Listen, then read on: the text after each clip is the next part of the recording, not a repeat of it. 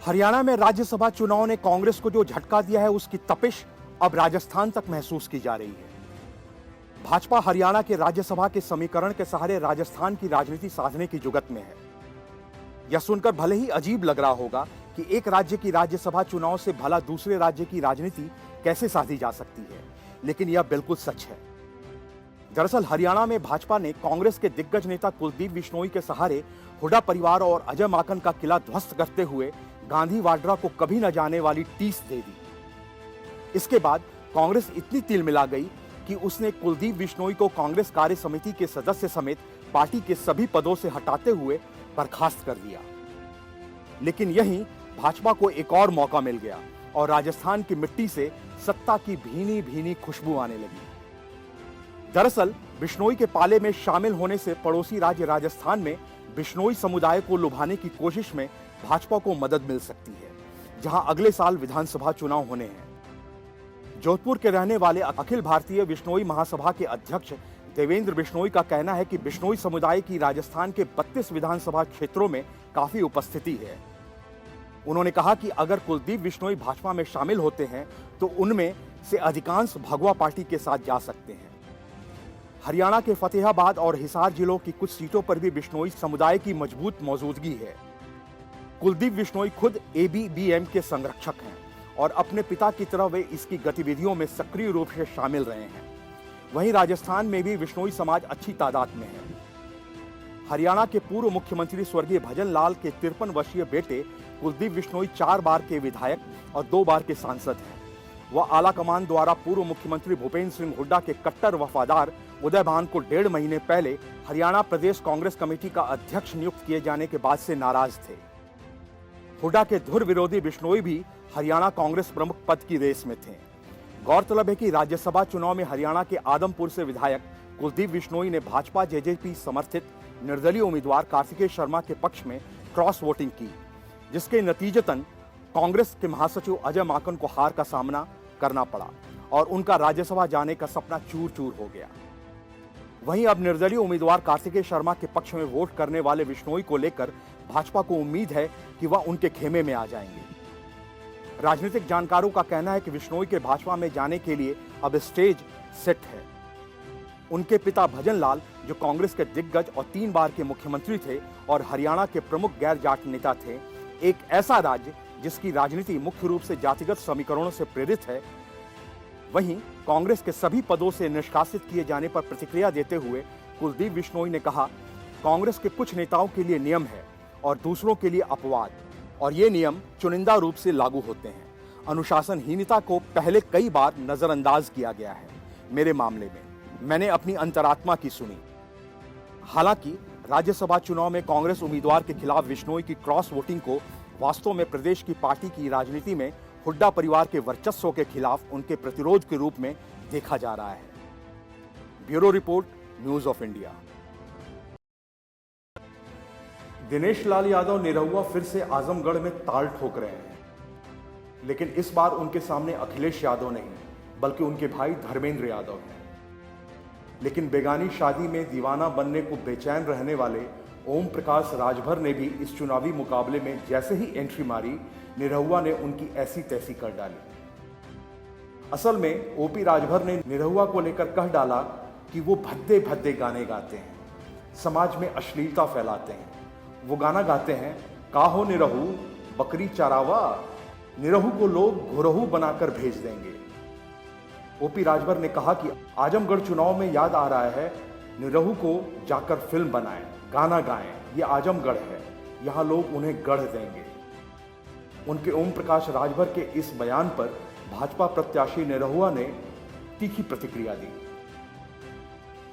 उन्होंने ओपी राजभर को जवाब देते हुए उनको चाचा तक बता दिया और कहा कि हाँ, मैंने बकरी चराई है, खेती के भी कई काम किए हैं, उन्हें अपना पता होना चाहिए उनकी बकरी किस खेत में चर रही है।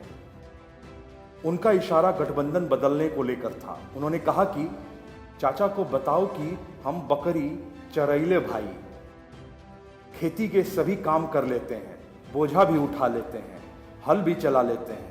मैं ऐसे ही परिवार से आता हूँ। चाचा को जरूरी है कि वे मेरी बकरी की चिंता छोड़कर अपनी बकरी की चिंता करें। उनकी बकरी एक एक जगह टिकती नहीं है। कभी इस पार्टी में चले जाते हैं तो फिर कभी उस पार्टी में चले जाते हैं। पहले वह अपनी बकरी की चिंता करें। उत्तर प्रदेश में आजमगढ़ लोकसभा सीट पर 23 जून को उपचुनाव होना है। इसके नतीजे 26 जून को जारी किए जाएंगे। समाजवादी पार्टी ने धर्मेंद्र यादव को इस सीट से टिकट दिया है, जबकि भाजपा ने दिनेश लाल यादव उर्फ निरहुआ को टिकट दिया है।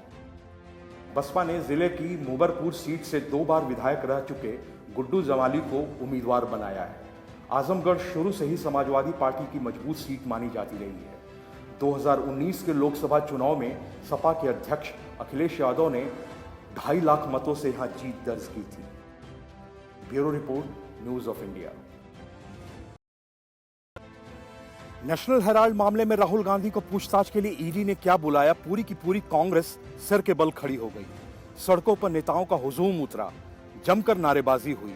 पूरे देश में कांग्रेस का सत्याग्रह जारी है। एक तरफ राहुल गांधी ईडी के सवालों का सामना कर रहे हैं और दूसरी तरफ कांग्रेसी सड़क पर हंगामा। सूत्रों का कहना है कि राहुल गांधी ईडी के सवालों का जवाब नहीं दे पा रहे हैं। कांग्रेस के कई बड़े नेताओं को पुलिस ने हिरासत में ले लिया। प्रियंका वाड्रा की अगुवाई में अशोक गहलोत, रणदीप सुरजेवाला जैसे तमाम नेता सड़क पर उतरे। लेकिन सवाल यह है कि जब सोनिया गांधी के दामाद रॉबर्ट वाड्रा को ईडी ने एक बार नहीं कई बार पूछताछ के लिए बुलाया, तो प्रियंका वाड्रा का साथ देने तब कोई कांग्रेसी भीड़ क्यों नहीं जुटी? तब गर्दन झुकाकर यही प्रियंका वाड्रा रॉबर्ट वाड्रा को ईडी के ऑफिस में ड्रॉप करती रही। कांग्रेस को सड़क पर मार्च की पुलिस की तरफ से इजाजत नहीं थी, फिर भी कांग्रेस के नेता और कार्यकर्ता सड़क पर उतरे। नतीजतन रणदीप सुरजेवाला और कांग्रेस यूथ प्रेसिडेंट श्रीनिवास समेत कई बड़े नेताओं को पुलिस ने हिरासत में ले लिया। सूत्रों का कहना है राहुल गांधी से ईडी ताबड़तोड़ कई कठिन सवाल पूछ रही है। राहुल गांधी से ईडी ने यंग इंडिया कंपनी से जुड़े सवाल पूछे। ईडी ने राहुल गांधी से पूछा कि आप इस कंपनी के डायरेक्टर कैसे बने, आपने कंपनी के शेयर किस तरह से खरीदे, अगर खरीदे तो इसके लिए रुपए कितने दिए, और अगर पैसे दिए तो किस बैंक खाते से किस तरह से दिए। ईडी ने राहुल गांधी से विदेशों में बैंक अकाउंट के बारे में भी जानकारी मांगी। ईडी ने राहुल गांधी से यह भी पूछा विदेशों में आपके पास कितनी प्रॉपर्टी है। इसके पहले ईडी दफ्तर के लिए राहुल गांधी कांग्रेस मुख्यालय से थोड़ी दूर तक पैदल ही चले। पुलिस ने इस दौरान कांग्रेसी नेताओं और कार्यकर्ताओं को रोक दिया। सुबह करीब 11 बजे राहुल गांधी का काफिला ईडी ऑफिस पहुंचा। इससे पहले पार्टी के प्रस्तावित मार्च के मद्देनजर पुलिस ने कांग्रेस के कई कार्यकर्ताओं को हिरासत में ले लिया और पार्टी मुख्यालय के आसपास धारा 144 लगा दी गई। मुख्य विपक्षी दल के मुख्य प्रवक्ता रणदीप सुरजेवाला ने ईडी को बीजेपी का इलेक्शन मैनेजमेंट डिपार्टमेंट करार दिया और आरोप लगाया कि नरेंद्र मोदी सरकार ने कांग्रेस के सत्याग्रह को रोकने के लिए नई दिल्ली के इलाके में अघोषित आपातकाल लगा दिया है। राहुल गांधी की पेशी को देखते हुए कांग्रेस ने देश भर में ईडी कार्यालयों के बाहर सत्याग्रह का फैसला किया था और दिल्ली में भी बड़े पैमाने पर शक्ति प्रदर्शन की तैयारी कर रखी थी। ईडी ने नेशनल हेराल्ड से जुड़े कथित धन शोधन के मामले में राहुल गांधी को पूछताछ के लिए बुलाया है। जांच एजेंसी ने इससे पहले राहुल गांधी को 2 जून को पेश होने के लिए कहा था, लेकिन उन्होंने पेश होने के लिए कोई दूसरी तारीख देने का अनुरोध करते हुए कहा था वह देश से बाहर हैं। जांच एजेंसी ने इसी मामले में कांग्रेस अध्यक्षा सोनिया गांधी को 23 जून को तलब किया है। पहले उन्हें 8 जून को पेश होने के लिए नोटिस दिया गया था। हालांकि कांग्रेस अध्यक्ष ने पेश होने के लिए और समय मांगा था, क्योंकि वह कोरोना वायरस से संक्रमित हैं तथा अब तक स्वस्थ नहीं हुई हैं। कांग्रेस का कहना है कि उसके शीर्ष नेताओं के खिलाफ लगाए गए सारे आरोप निराधार हैं तथा ईडी की कार्रवाई प्रतिशोध की राजनीति के तहत की जा रही है। उसने यह भी कहा कि वह एवं उसका नेतृत्व झुकने वाले नहीं हैं। पार्टी के मुख्य प्रवक्ता सुरजेवाला ने कांग्रेस के शीर्ष नेताओं के खिलाफ लगे आरोपों को निराधार करार देते हुए कहा कि कांग्रेस एक राजनीतिक दल है और एक राजनीतिक दल किसी कंपनी में हिस्सेदारी नहीं खरीद सकता। इसीलिए यंग इंडियन के नाम से एक गैर लाभकारी company not for profit company को नेशनल हेराल्ड एवं एसोसिएटेड जर्नल्स लिमिटेड के शेयर दिए गए ताकि 90 करोड़ रुपए का कर्ज खत्म हो सके। Bureau report, news of India. अब तक ईडी से बचते आ रहे राहुल गांधी को आखिरकार पूछताछ के लिए हाजिर होना ही पड़ा। राहुल गांधी ने ईडी के सामने पेश होने के लिए लंबी तैयारी की थी। राहुल गांधी को इस बात का अंदाजा था कि ईडी उनसे किस तरह के सवाल पूछेगी। इस काम में राहुल गांधी के जीजा यानी प्रियंका वाड्रा के पति रॉबर्ट वाड्रा उनके काफी काम आए। वजह यह कि ईडी के सामने पेश होने का उनका लंबा एक्सपीरियंस है। अब मौका भी था और दस्तूर भी, इसीलिए साले साहब की मदद करने जीजा भी सामने आए और उन्होंने बताया कि कैसे ईडी के सवालों का जवाब देना है, कहां मुस्कुराना है और कहां अनजान बन जाना है। मतलब यह कि रॉबर्ट वाड्रा ने राहुल गांधी को वो सारे तरीके सिखाए जिससे आसानी से ईडी का सामना वे कर सके। वाड्रा ने बताया कि राहुल गांधी ने उनसे ईडी के सवालों के बारे में टिप्स लिए हैं। रॉबर्ट वाड्रा ने बताया कि मैंने राहुल गांधी से कहा, मैं कई बार पूछताछ के लिए ईडी दफ्तर जा चुका हूं। उन्होंने राहुल को बताया कि ईडी के सवालों को आराम से हंसकर जवाब देना। वाड्रा ने कहा कि राहुल गांधी के ऊपर लगे आरोप निराधार हैं, सब आरोप साफ हो जाएंगे, वे निर्दोष साबित होंगे। वाड्रा ने कहा कि यह सरकार गांधी परिवार को निशाना बना रही है, कभी इनकम टैक्स, कभी ईडी का इस्तेमाल किया जा रहा है, लेकिन देश की जनता हमारे साथ है। रॉबर्ट वाड्रा ने कहा कि राहुल गांधी मजबूत नेता हैं, वे ईमानदार हैं, जनता के लिए लड़ाई लड़ते हैं। उन्होंने केंद्र पर निशाना साधते हुए कहा कि चुनाव हो या कुछ और, यह सरकार केंद्रीय जांच एजेंसियों का इस्तेमाल कर गांधी परिवार को बेवजह फंसाने की तमाम कोशिश करती रही है। राहुल गांधी हो या सोनिया गांधी, हम न्याय व्यवस्था में विश्वास करते हैं। ईडी जो भी सवाल पूछेगी हम जवाब देंगे। दरअसल नेशनल हेराल्ड मामला एक बार फिर से चर्चा में है। ईडी ने राहुल गांधी को 2 जून और सोनिया गांधी को 8 जून को पूछताछ के लिए बुलाया था, लेकिन राहुल गांधी विदेश में थे। ऐसे में वे उस वक्त पूछताछ में शामिल नहीं हुए, जबकि सोनिया गांधी कोरोना संक्रमित होने के चलते ईडी दफ्तर नहीं पहुंची थी। अब उन्हें 23 जून को पूछताछ के लिए बुलाया गया है। राहुल गांधी के खिलाफ ईडी की कार्रवाई के खिलाफ कांग्रेस ने सत्याग्रह बुलाया है। कांग्रेस के कार्यकर्ता देश भर में ईडी के दफ्तरों के सामने विरोध प्रदर्शन कर रहे हैं। इतना ही नहीं, दिल्ली में देश भर से आए कांग्रेस नेता और कार्यकर्ता जुटे हैं। Bureau report, news of India. Punjab में आम आदमी पार्टी की सरकार जब से बनी है तभी से वो कानून और व्यवस्था के मुद्दे को लेकर विपक्ष के निशाने पर है। इस आग में घी डालने का काम किया मशहूर गायक और कांग्रेस नेता सिद्धू मूसेवाला की हत्या ने। मूसेवाला की हत्या ने भगवंत मान सरकार की पूरी पोल पट्टी खोलकर सामने रख दी। वहीं अब हालात यह है कि लोग आम आदमी पार्टी सरकार से इस कदर नाराज हैं कि भगवंत मान को सिर्फ एक सीट पर अपने 6 मंत्रियों को उतारना पड़ गया। दरअसल पंजाब में संगरूर लोकसभा सीट के लिए उपचुनाव होना है, जो मुख्यमंत्री भगवंत मान के इस्तीफे के बाद खाली हुई है। लेकिन मुख्यमंत्री का क्षेत्र होने के बाद भी आम आदमी पार्टी की हालत यहां इतनी खराब है कि उसे चुनाव के लिए अपने 6 मंत्रियों को प्रचार में तैनात करना पड़ा है। खबरों के अनुसार मूसेवाला की हत्या के बाद लोगों की आम आदमी पार्टी से नाराजगी बढ़ गई है। हालांकि किसानों और बिजली के मुद्दे को लेकर लोग पहले से ही नाराज थे और उस पर आए दिन हो रही हत्याओं ने कानून व्यवस्था की हालत राज्य में और बिगाड़ दी। फिर भगवंत मान सरकार ने वीवीआईपी सुरक्षा वापसी के नाम पर कईयों की सुरक्षा वापस ली, जिसमें मूसेवाला भी शामिल थे। उसके अगले ही दिन मूसेवाला की हत्या हो गई और आम आदमी पार्टी के लिए स्थिति और बिगड़ गई। वहीं एक तरफ जहां भाजपा के कैंडिडेट केवल सिंह ढिल्लो आक्रामक प्रचार में जुटे हैं, तो वहीं अकाली दल कमलदीप कौर राजवाड़ा ने भी कैंपेनिंग शुरू कर दी है। ऐसे में आम आदमी पार्टी भी अब सक्रिय हो गई है। उसने राज्य सरकार के मंत्रियों कुलदीप सिंह धालीवाल, ब्रह्मशंकर जिम्पा, डॉक्टर बलजीत कौर, हरभजन सिंह, गुरमीत सिंह मीत और ललजीत सिंह भुल्लर को कमान सौंपी है। इन लोगों को संगरूर लोकसभा सीट के तहत आने वाले 6 विधानसभा क्षेत्रों पर फोकस करने के लिए कहा गया है। इस तरह एक मंत्री के जिम्मे एक विधानसभा को दिया गया है। फिलहाल ये मंत्री जनसभाएं कर रहे हैं और आम आदमी पार्टी की उपलब्धियां बताने में जुटे हैं।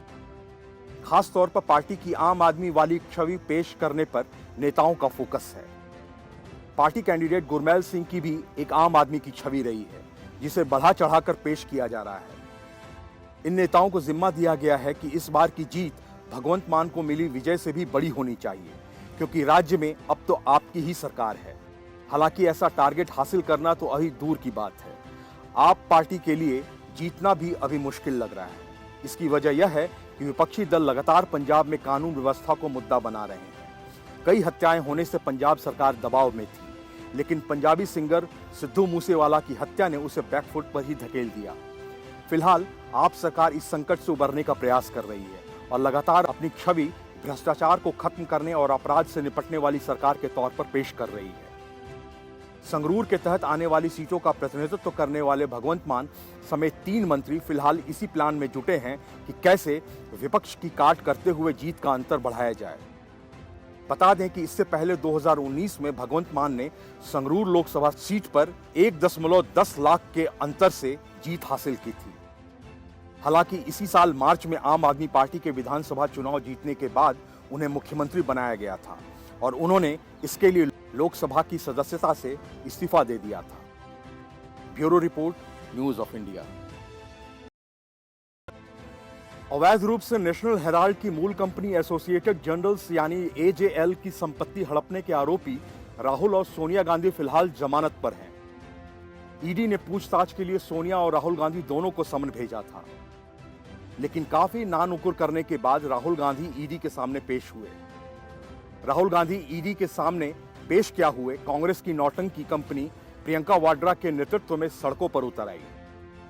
कांग्रेस नेता और कार्यकर्ता कांग्रेस मुख्यालय से लेकर ईडी ऑफिस तक प्रदर्शन करने जा रहे थे। इस दौरान हुआ यह कि फिल्म पुष्पा के अंदाज में राहुल गांधी झुकेगा नहीं के नारे लगा रहे कांग्रेस के नेता पुलिस के डर से चुपचाप खिसक गए।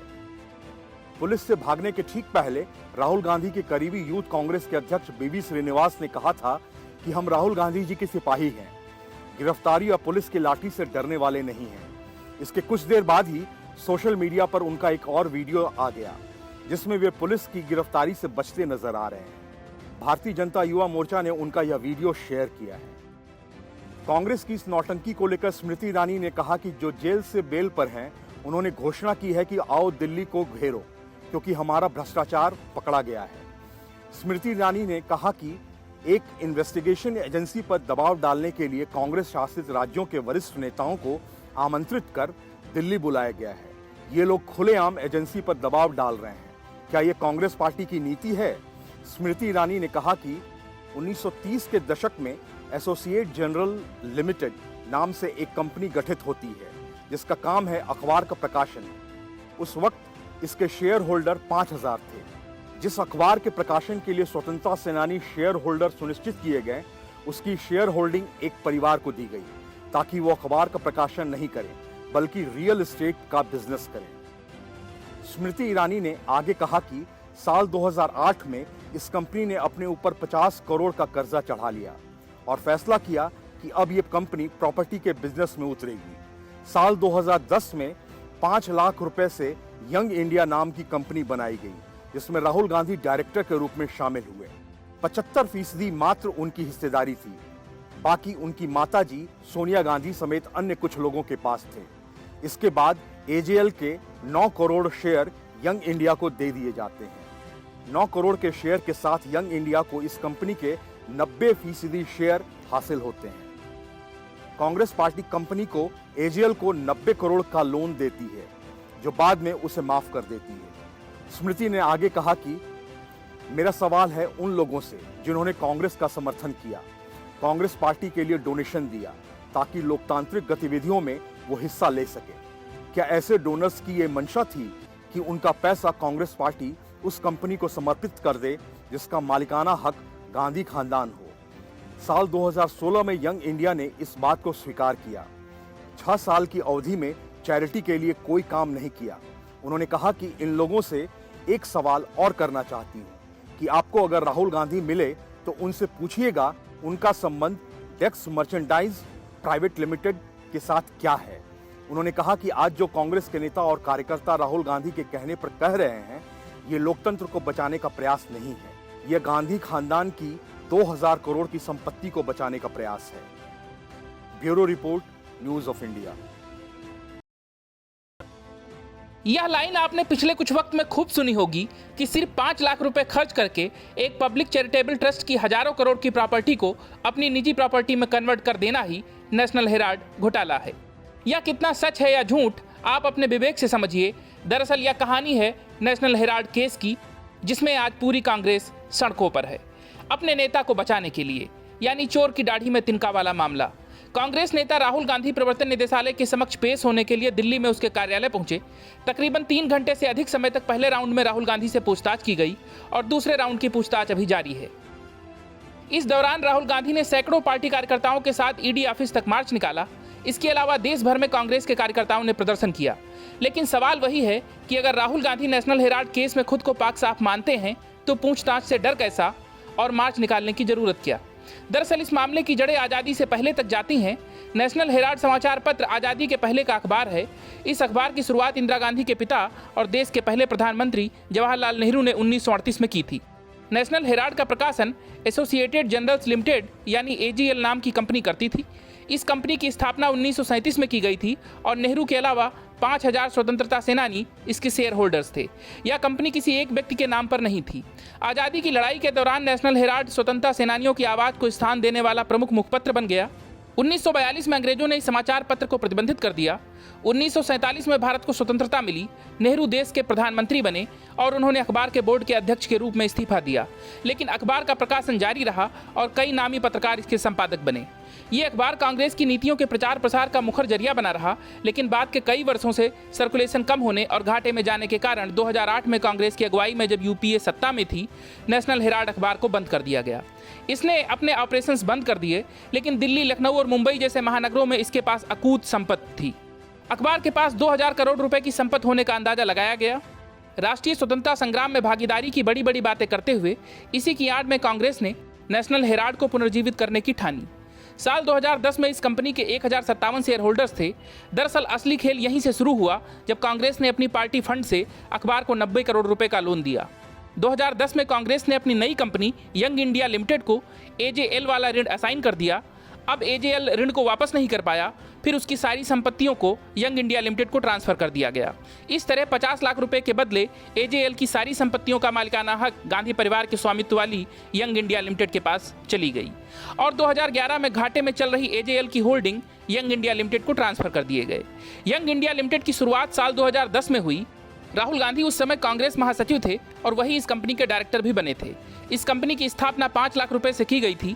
सोनिया गांधी और उनके बेटे राहुल गांधी इसके 76% शेयरों का स्वामित्व रखते हैं, अर्थात मेजॉरिटी शेयर उनके पास थे।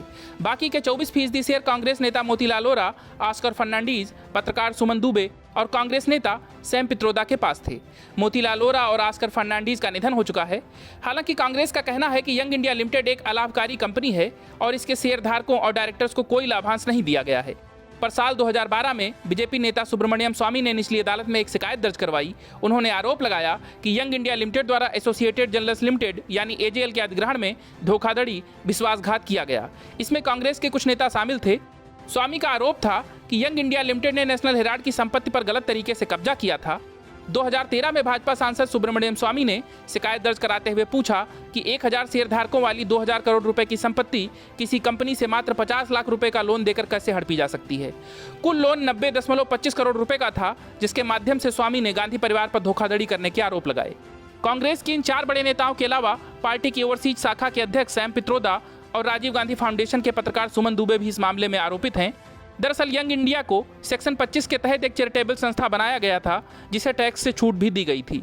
गांधी परिवार की कंपनी ने आयकर विभाग में इस छूट के लिए मार्च 2011 में आवेदन किया था, जब केंद्र में मनमोहन सिंह के नेतृत्व वाली कांग्रेस सरकार थी और 9 मई 2011 को बिना किसी दिक्कत के इसे मंजूरी भी दे दी गई। एक गैर लाभकारी संस्था के रूप में पंजीकृत होने के बावजूद यंग इंडियन ने पब्लिशिंग हाउस होने की आड़ में संपत्तियों का अधिग्रहण करना शुरू कर दिया था। बहरहाल यह मामला अभी लंबा चलेगा और गांधी परिवार के लिए मुश्किलें कम भी नहीं होंगी और भाजपा इस मौके को छोड़ने वाली नहीं। Bureau report, news of India.